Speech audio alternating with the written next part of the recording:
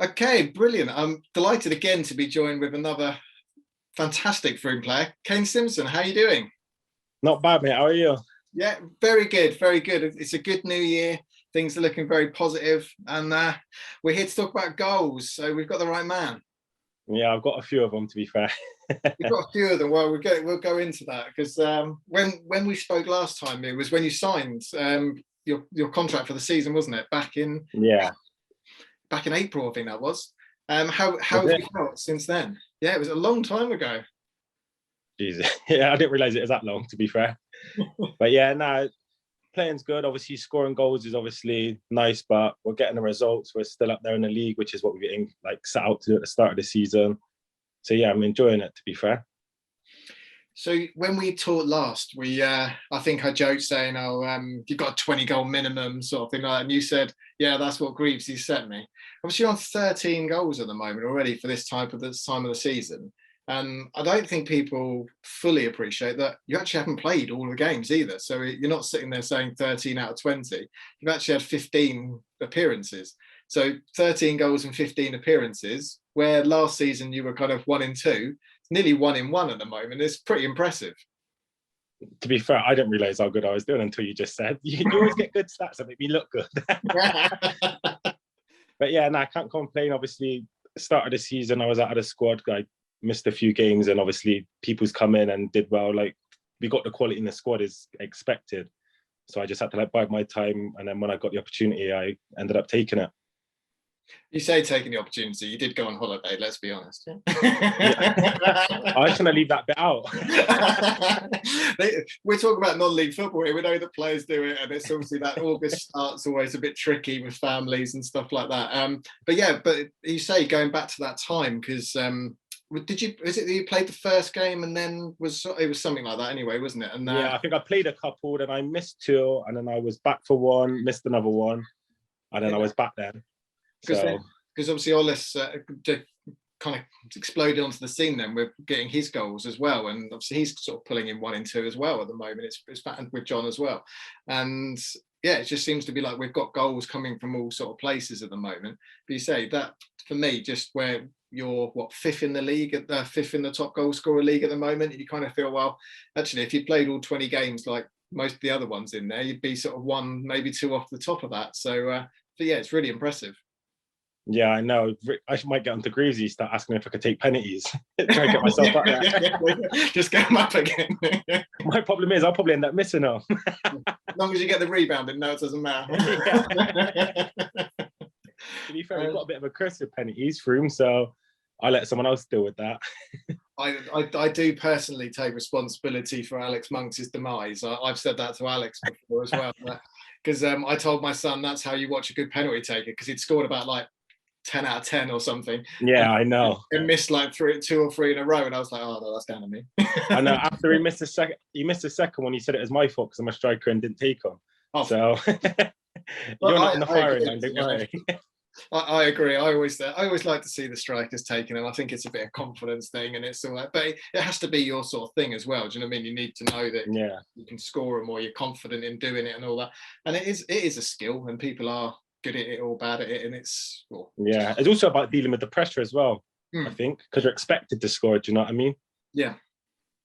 So yeah, well, to be fair, I've not done too bad from the spot in like shootouts and stuff like that. So.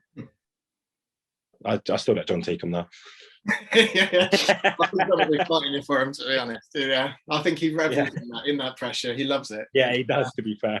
Yeah, especially at home. I think he's got the crowd in his hand there, isn't he?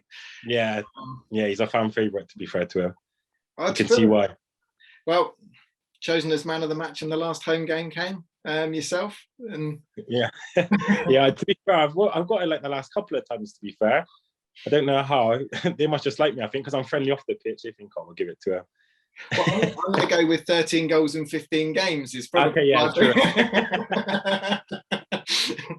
But yeah, so obviously we started off before the season. I think you had 22 goals for the club at the start, and obviously now with my rubbish maths, that's 35 goals for the club now. Yeah, 2 in the cup as well. I got, to be fair. Oh yes, yeah. There you go. I got one against Paul and Weston. There you go. What? So 37 goals now. Reckon Yeah, might hit that 50 mark by the end of the season. Is that a target? hopefully. 30 more goals. Judging by how we're going, mate, I haven't turned my nose up at it. Yeah, there we go. There we go. There's a nice target for us.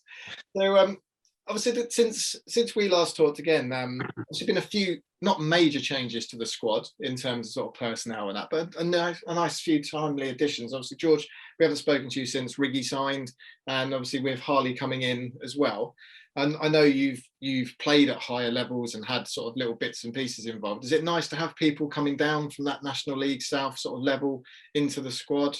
How do you work with those sort of players? And Yeah, it's good. It's good having them come down because they just have like a bundle of experience and different things on how they look at the game, and they just bring knowledge to, I think, some of the younger players. Obviously, compared to them, I'm a bit younger.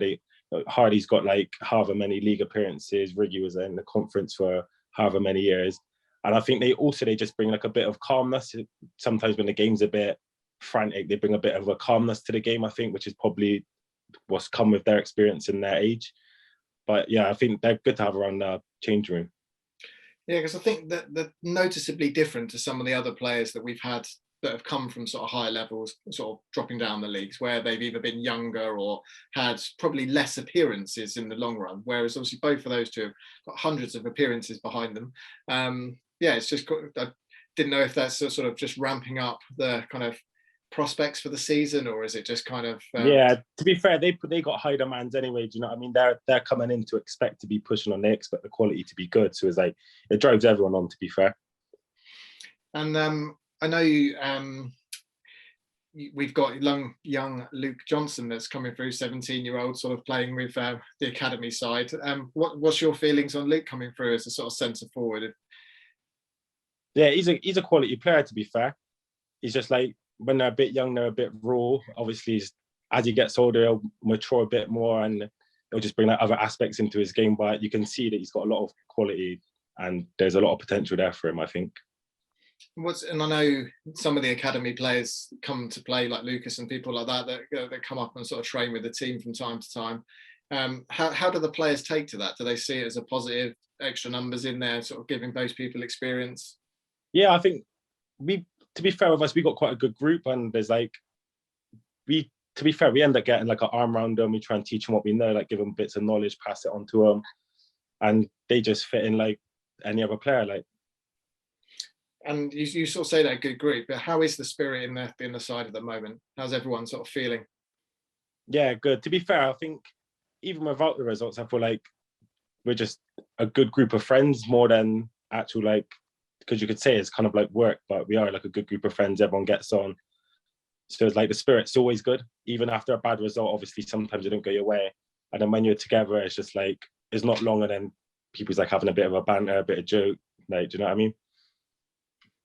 So we're talking about banter and jokes. You got to play against one of your brothers the other day in the Manchester game.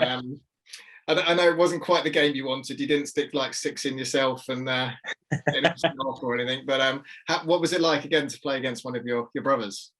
Yeah, it's always good. I feel like when I play against my brother, I've got up my game because I know he's gonna up his game, because there's nothing better than when you do beat him and then you've got the bragging right. So it's a shame he's not here. I tried to get him in the camera if he would, but I didn't think he would based on the result of that game. So But I'm not sure, entirely sure it go down well with the Mangersfield fans, but yeah. But yeah,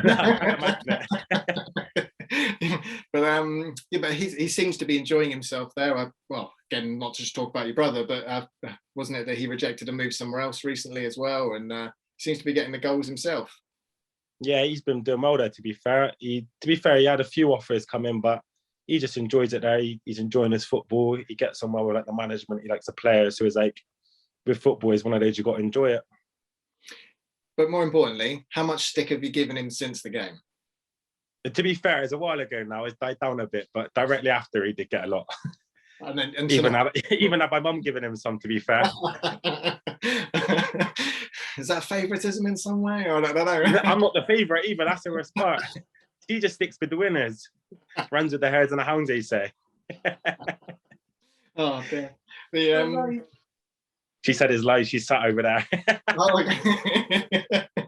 Oh, dear. But yeah, so when we've got this weekend, obviously coming up, Cirencester. You played in the reverse fixture, didn't you? That we got the draw. I think it was away. That was one of the games I was away. Oh, was it one of the ways? Yeah. That's why we didn't win then. Right. Yeah. But yeah, so are you looking forward to that game? Because the way that it's panning out at the moment, because Cirencester have got a game on Tuesday, it could mean that they actually go into top position before we actually kick off on that game. But whoever wins that game will be top come Saturday evening. Yeah, obviously the big games of what, to be fair, I kind of live for. Those are the games where you just got to put that little bit of extra work in. And I think at home, I think we'll probably be the favourites for that game with the crowd behind us. It usually is a good crowd. And I think, I hope anyway, we'll all push on and get the 3 points as we always try to at home, to be fair. And you mentioned the crowd. What was it like playing in front of the 1100 at the Melksham game? You can't really describe how good it feels like, because you know they're always behind you, even when like we're 2-0 down and it's looking like the game's not going to go away. The fans never stop singing, and then obviously you get one, and then they get a bit more, get a bit of like faith, and then we ended up going another goal down, and then when that last goal went in, it was crazy, as you can probably experience yourself. Well, yeah, just hearing it and seeing it all, it just seems to be crazy, and then obviously like lining up for the kickoff right afterwards. And you're kind of thinking, oh God, what's going to happen? And then the whistle to go straight away. You were like, I know. I was hoping for another attack just to try and get something, try and get the 3 points. But well, I think that's how it felt. Based on the game, they take the 1 point then.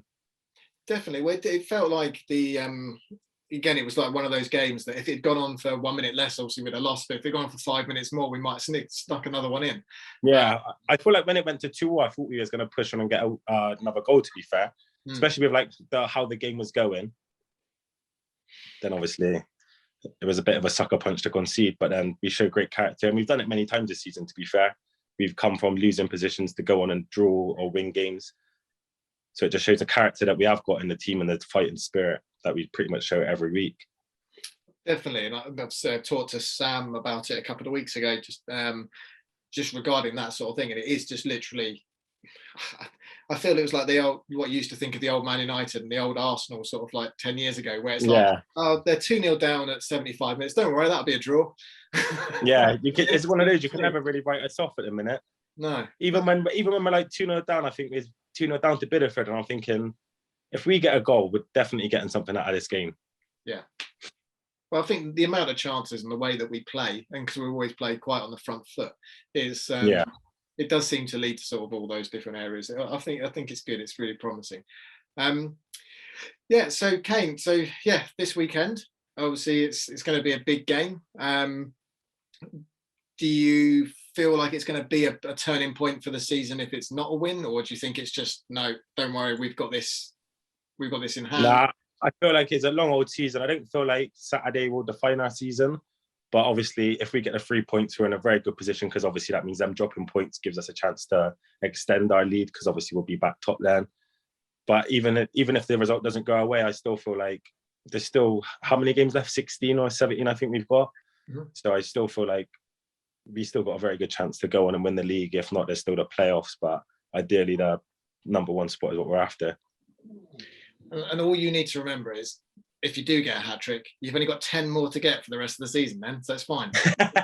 Roll out the hat-trick. To be fair, I've had an interview with you, so I'm expecting a goal now, if not.